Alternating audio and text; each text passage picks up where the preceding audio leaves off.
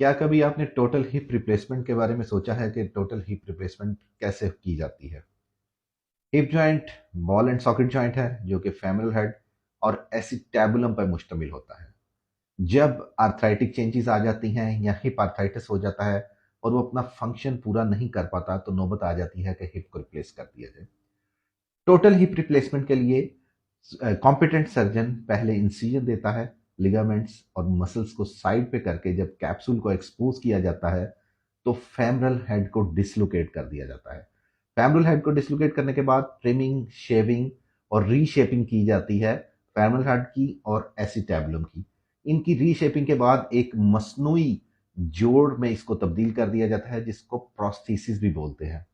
और उस प्रोस्थेसिस को जब इसमें फिट किया जाता है तो या तो सीमेंट इसमें भर दिया जाता है उसकी स्टेबिलिटी के लिए या फिर स्क्रूज लगाए जाते हैं। टोटल हिप रिप्लेसमेंट एक आर्टिफिशियल जॉइंट है और ये इसकी पूरी डिटेल है। Thank you.